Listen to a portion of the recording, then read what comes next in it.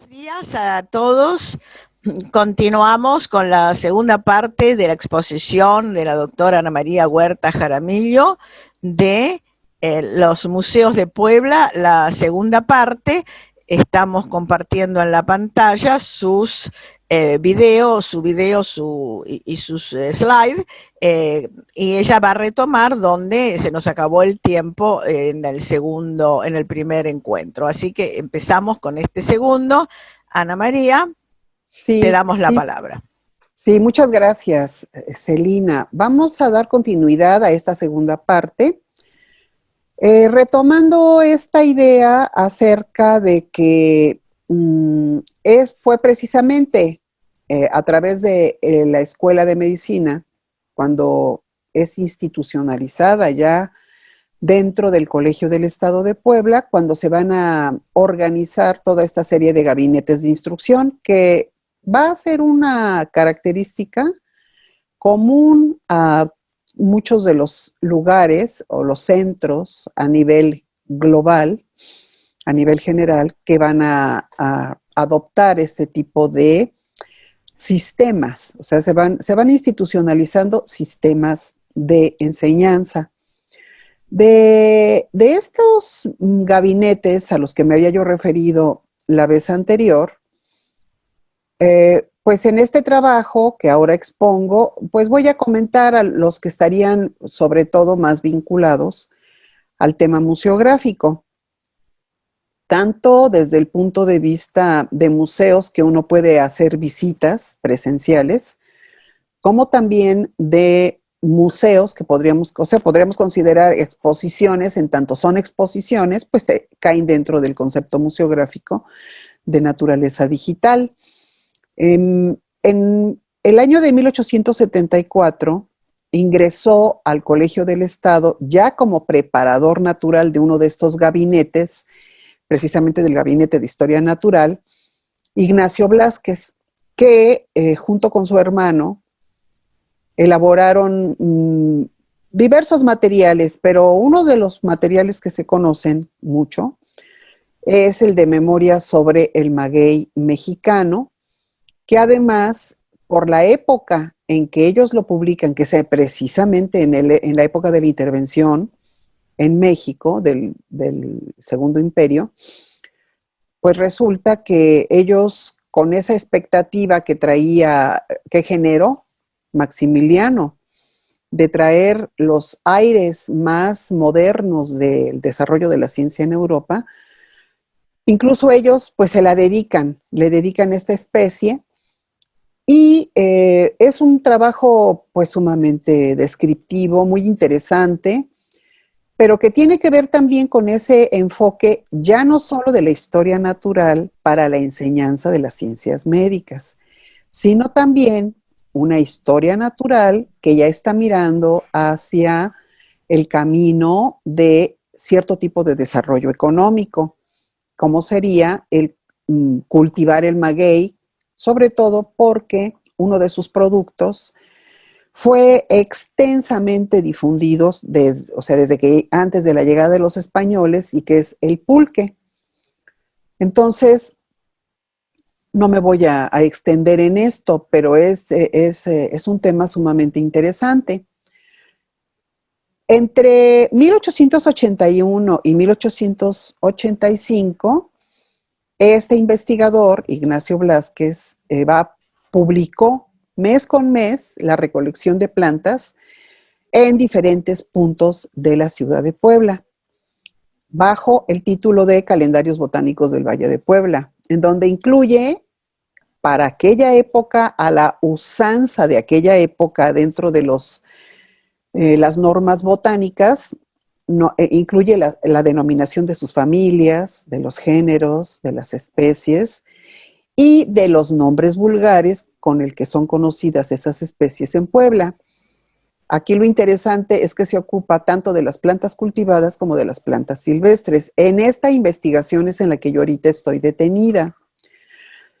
Pues sobre todo porque el objetivo de mi trabajo es contribuir como una propuesta, como una alternativa de que este trabajo se conozca en un entorno inmediato, que es como la ciudad donde yo laboro, que es la ciudad de Puebla, y se conozcan qué plantas, en qué lugares son las que con mayor facilidad pueden cultivarse.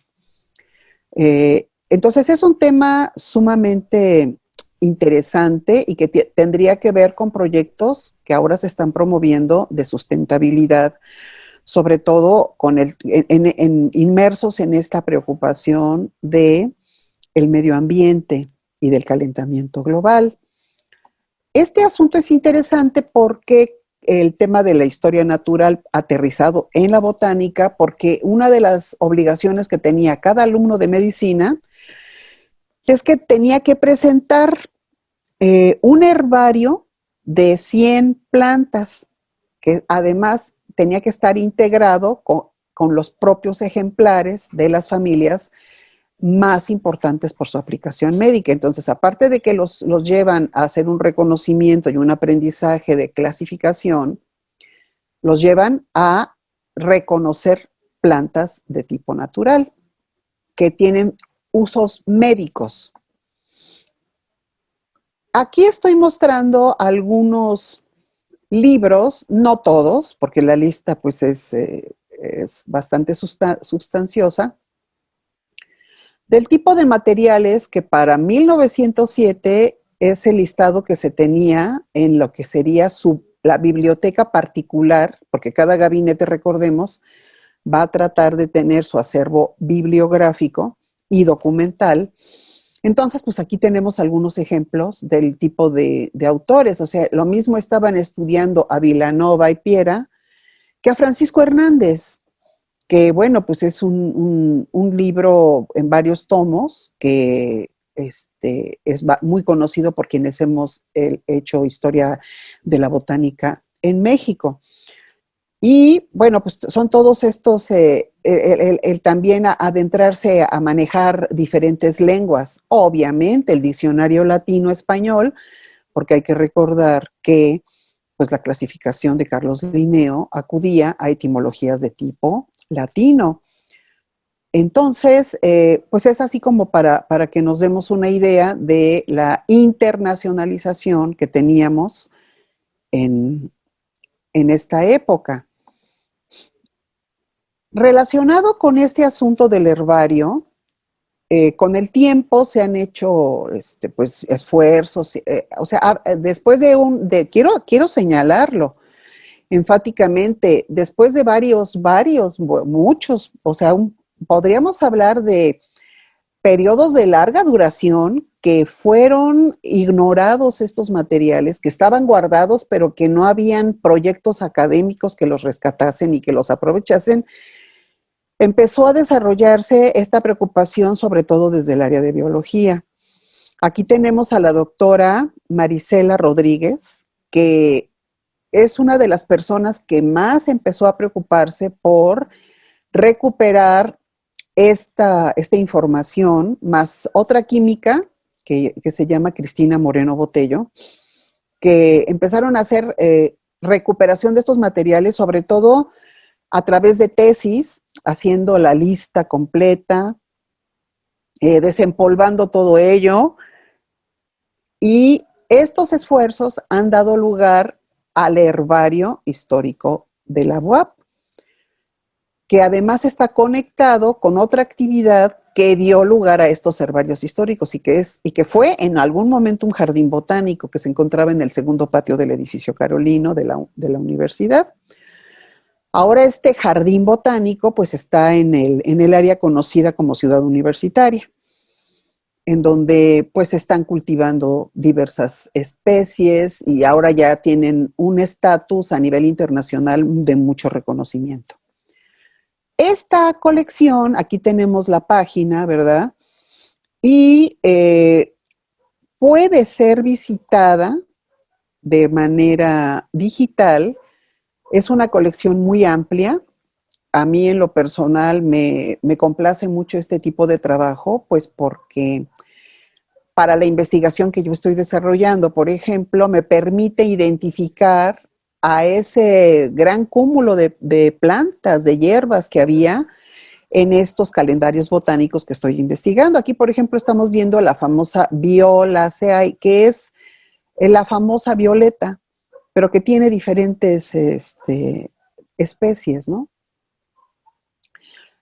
Aquí en Puebla, por ejemplo, se sabe que el hermano de un José Luis Rodríguez Alconedo, que tuvo su hermano, que fue José Ignacio Rodríguez Alconedo. José Luis fue un pintor también en ese ámbito del naturalismo, pintores naturalistas. El hermano fue una persona muy cercana a Antonio de la Calibracho. Cuando ellos fueron expulsados de aquí por participar en el movimiento de independencia, cuando regresan de España, se dice que precisamente ellos son los que traen los primeros ejemplares de violetas, ya la violeta que se conoce como de una manera más doméstica y más decorativa. Entonces aquí tenemos estos ejemplos. Aquí tenemos otro ejemplo de dos variedades de la Dioscoreaceae, que también fueron recopilados por aquí en ámbitos locales y que también son acompañadas muchas veces aquí por su ficha. Sobre todo también incluyen el lugar donde la encuentran. Y pues eso también, aparte, nos habla de esta información a la que me he referido, pues es muy interesante cómo también al conocer los lugares, esta información de dónde se encontraban todas estas plantas, pues nos habla de todo el enorme deterioro que el desarrollo y el crecimiento urbano ha ocasionado en una ciudad, porque había plantas que se encontraban en barrancas, otras que se encontraban en ríos, en el lecho de los ríos, otras que se encontraban en cuevas, otras que se encontraban en cerros, que al paso del tiempo todo eso ha desaparecido. Entonces, consecuentemente, pues es información que se ha perdido y especies que se han perdido. Cada una de estas colecciones de las que yo me referí en la presentación inicial del Gabinete de Instrucción, entre finales del siglo XIX y el siglo XX, se fueron transformando en esos gabinetes independientes, que es como el caso del Gabinete de Historia Natural. También resulta el de Histología y Bacteriología, que bueno, hacen unos estudios pues interesantísimos. Es la época en que empiezan a ver qué gérmenes hay en el agua, qué contaminación hay en el aire, los espacios que están saturados de viviendas, amarrados con disposiciones de tipo municipal, que bueno, todos sabemos que una de las aspiraciones de la ciencia también es a institucionalizarse, y en el caso de Puebla, pues eso es algo que se puede observar muy bien. El gabinete de química, el de física, ¿verdad? Que bueno, pues la química, porque siempre va a estar siempre vinculada al ejercicio médico. Hay que acordarnos que antiguamente, desde la época colonial, no se despachaban recetas farmacéuticas, no se daban medicamentos, sino iban acompañadas de una receta firmada donde se hacía responsable el médico de lo que se estaba preparando para suministrarlo al enfermo. Todos estos aparatos de física que van a empezar a ayudar a medirlo todo, a pesarlo todo, a la experimentación con elementos, con recursos que van a ser suministrados también un poco pues, por los otros gabinetes. Un observatorio. Cuando hablamos aquí de observatorio, estamos hablando de un observatorio astronómico, que en este edificio nosotros podemos ver algunos de los vestigios todavía en esta parte aquí, en esta se ve la cúpula de lo que era el observatorio astronómico. Y un tema que también es pues apasionante es el de haber establecido un gabinete de meteorología que tiene que ver con todas estas ideas que existieron vinculadas con la medicina de ir asociando las enfermedades estacionales. Es decir, cuando ya se empieza a hacer esta medición, esta cuantificación, estos registros sistemáticos, pues se va a ir observando que a través del año, según sea la época, la estación del año, se van a presentar la frecuencia de determinadas enfermedades. Entonces, este tema de la meteorología, pues va a estar también vinculada con el hecho de que se establece una estación sismológica. Como sabemos, pues Puebla está ubicada en una ruta de nada menos, estamos rodeados de montañas importantes, emblemáticas. Entonces están en ese camino de todo lo que es la infraestructura terráquea, que está conectada con cordilleras, con nodos de cordilleras, que tenemos una tradición. Hasta hace todavía 3 años sufrimos un violento accidente de un temblor que todavía no se acaba de recuperar muchas cosas. Entonces, en 1870 se crea el Observatorio Meteorológico del Colegio del Estado, aunque estas fechas pues pueden variar. Aquí en esta imagen que recuperé de algún lugar están los trabajadores como dándole mantenimiento a una pequeña casetita que está en la parte alta del edificio carolino, donde se guardaban los instrumentos que tendrían que estar al abrigo, porque hay instrumentos meteorológicos que pueden estar a la intemperie, pero hay otros aparatos que se tienen que guarecer de la lluvia, del sol, de los insectos. Entonces, este es un ejemplo de cómo están aquí estos trabajadores dándole mantenimiento. Entonces, bueno, aquí pongo un comentario, ¿no? Que el tema del clima desempeña un papel relevante, no solo para determinar el establecimiento de los asentamientos humanos, sino también el calor y el viento, que prolongaban las epidemias y las esparcían al resto de la población. Cuando aún prevalecían estas ideas de que las enfermedades pues se transmitían por miasmas. Ahora, estos son también algunas recuperaciones que hice de algunos instrumentos de esta estación del Observatorio Meteorológico, que además necesitamos, pues como aquí es cuando ya hacemos esta reflexión. En lo personal, yo he trabajado el tema de la meteorología, pero sí considero que sí nos está haciendo falta hacer un registro más pormenorizado de cuál era el papel que este tipo de instrumentos desempeñaban en este tipo de observaciones. Aquí el asunto también de la meteorología en Puebla es muy destacado, porque fue en Puebla donde se estableció el primer observatorio meteorológico de la República Mexicana, que es casi simultáneo con el del Observatorio Central el Meteorológico de la Ciudad de México. Pero además hay un capítulo sumamente importante, que es que el que primero existió fue el que fundaron los jesuitas.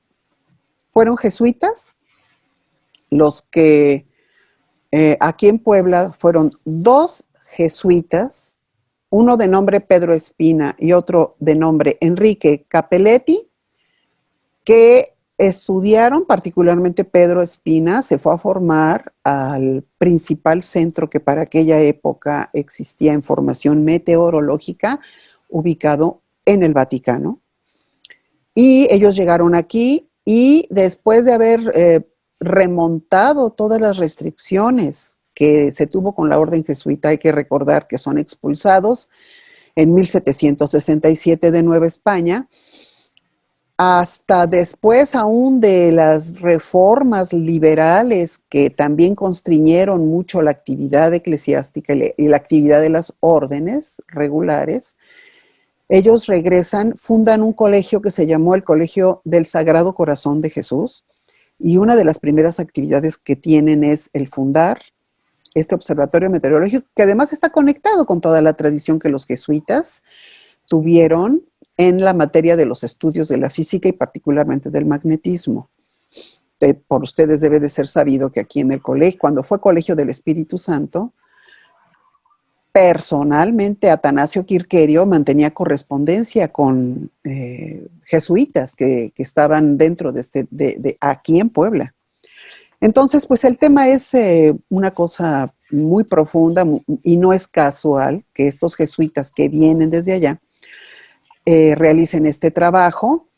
La meteorología pues va a usar como el elemento o el recurso de comunicación primordial, va a ser el telégrafo, que en aquella época pues yo me imagino que desempeñaba el papel que ahora desempeña las redes electrónicas, las redes sociales electrónicas, y que eran importantísimo para diversas tipos de actividad, entre ellas la marítima, tanto la marina de mercantil como la marina de pasajeros.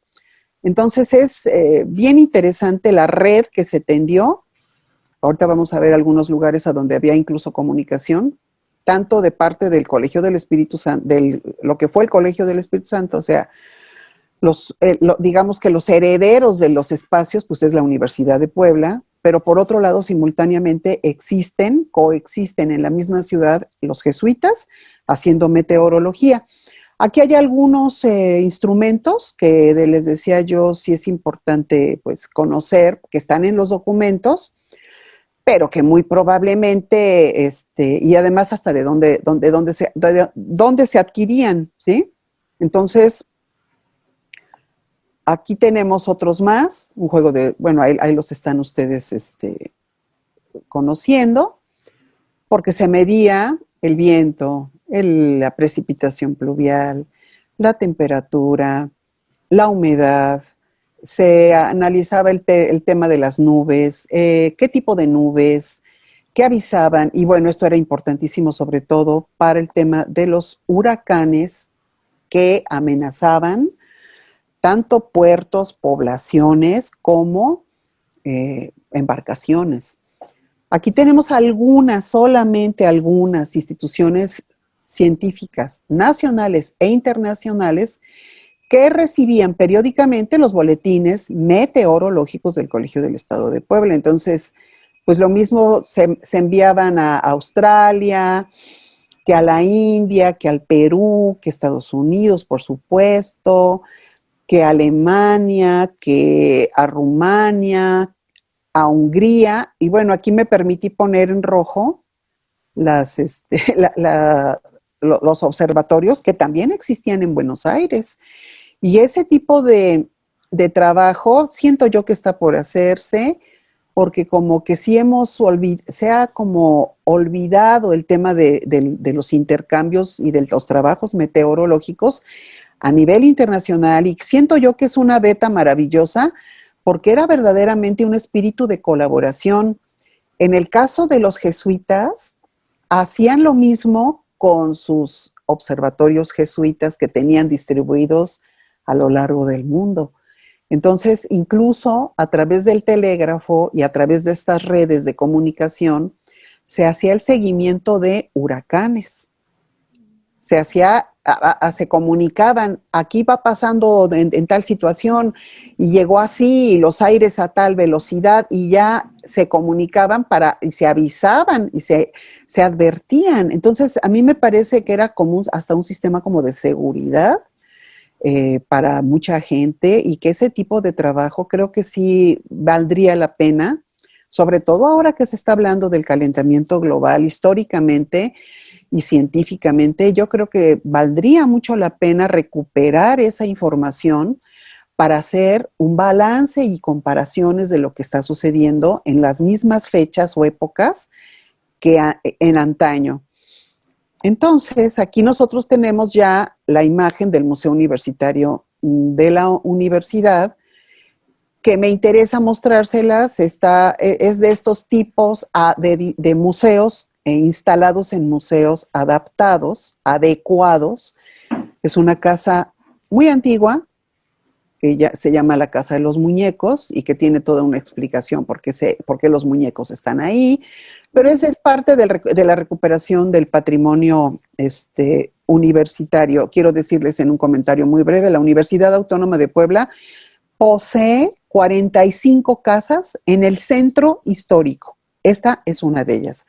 Acá hay unas imágenes de lo que fue el Gabinete de Historia Natural, pero que son antiguas, de la época en que se fueron estableciendo en espacios de la universidad. Y a continuación vemos las que están ahora, muchas de estas piezas, que bueno, también toda la colección tiene toda su historia, las que fueron recuperadas, que se fueron salvando, que ahora están físicamente en el Museo Universitario. Y ustedes pueden ver que ya están colocadas en vitrinas, tienen algunas sus cédulas, que es una parte pues también muy interesante. Acá vemos algunos aparatos, ¿verdad? Como para recoger minerales y exhibirlos y poderlos diferenciar, y que bueno, pues es toda esta época, vestigios de esta época en que se empiezan a colocar los aparatos, los vestigios, las sustancias, los ejemplos, los ejemplares de las especies en vitrinas para ser observados. Aquí tenemos nosotros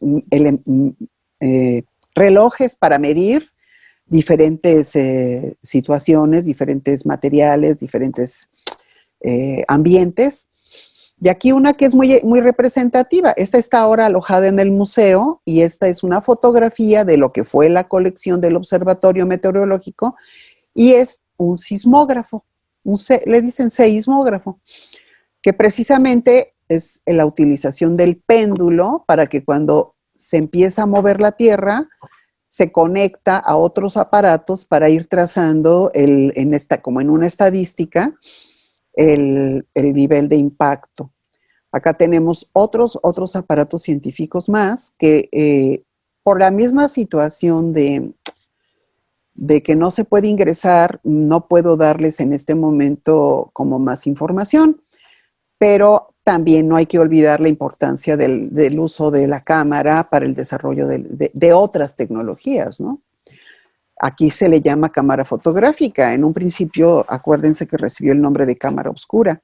Esta la usaban para incluso tomar fotografías de las estrellas, del sol. Una cosa que llama mucho la atención es que en los reportes de los observatorios astronómicos, tanto de jesuitas como del Colegio del Estado, retrataban el sol, iban estudiándolo todos los días en función de cómo disminuían estas llamas o esta corola que tiene el sol. Le iban haciendo como su análisis de cómo se iba comportando. Entonces tomaban fotografías solares, tomaban fotografías de la luna, tomaban fotografías de las estrellas. Entonces, pues esos son aspectos que fueron muy, muy importantes.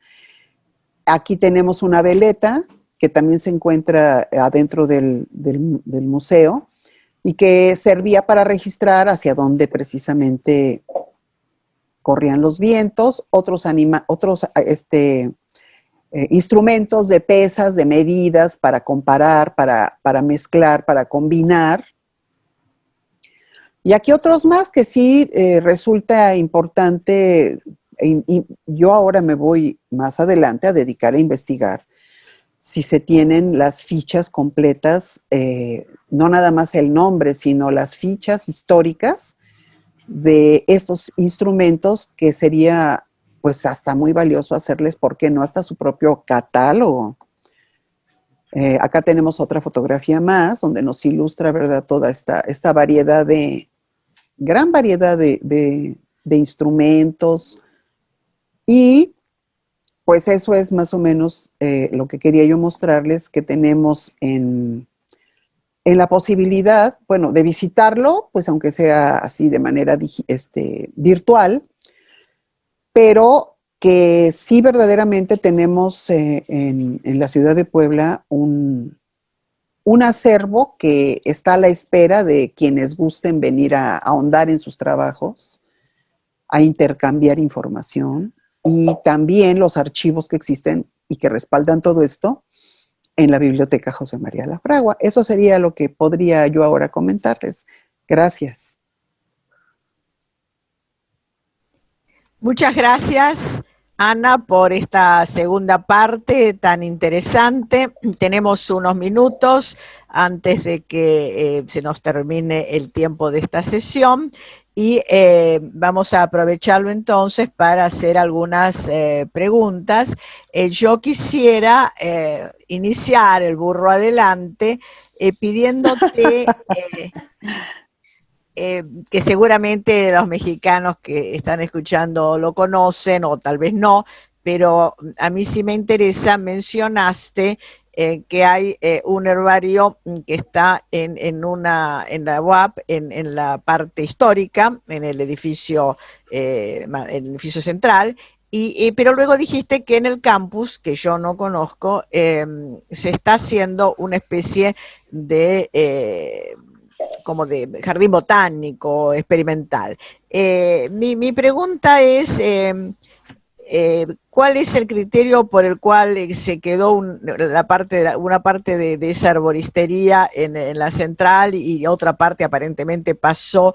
¿Y cuáles son las relaciones entre la investigación que se está haciendo en el campus y la investigación que me imagino se hace en el archivo histórico, la parte histórica del Museo del Herbario? Eso era una cuestión que te quería preguntar. Y luego quiero hacer, pero cuando terminemos este tema, si no hay otra pregunta, quería hacer una consideración sobre el tema meteorológico y un recuerdo de unas personas muy queridas que trabajaron en eso. Pero bueno, no sé si hay alguna otra pregunta que se quiera hacer. Yo te planteo esa. Sí. En el caso del herbario que estuvo durante mucho tiempo en la Biblioteca José María Lafragua, como parte del acervo de todo lo que correspondió a esa época del siglo XIX. Más, una vez que ya se crea el Jardín Botánico, quien ha emprendido este proyecto, que es la doctora Marisela Rodríguez, consideró conveniente trasladar hacia allá todo esto.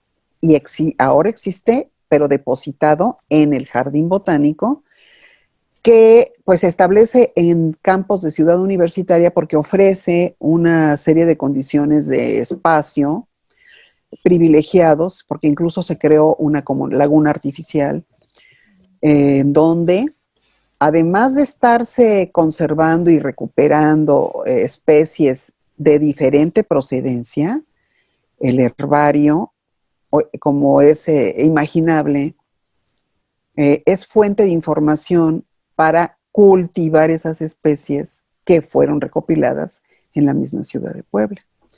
Entonces tienen toda un área de cultivo y ahora la han hecho extensa a comercializarla.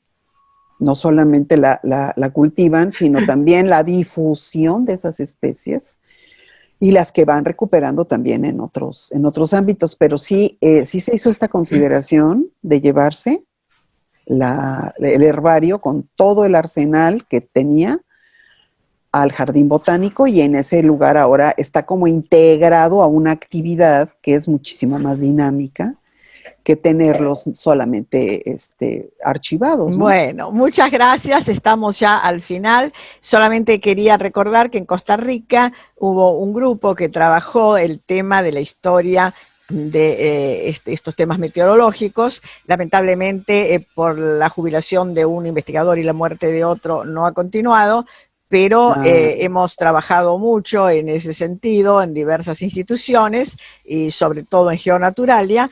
Y lo que tú has dicho me parece realmente muy importante. En virtud de estas investigaciones sobre el cambio climático, el intercambio de información que tienen los repositorios históricos en materia de clima parece ser esencial. Tenemos que trabajar en este sentido. Yo diría, Bueno. Agradezco mucho, porque ya estamos al cierre, agradezco mucho a Ana esta exposición. Desde luego pido, por favor, que traiga, que nos envíe este Power, porque claro que sí. forma parte del material del Congreso y lo vamos a subir.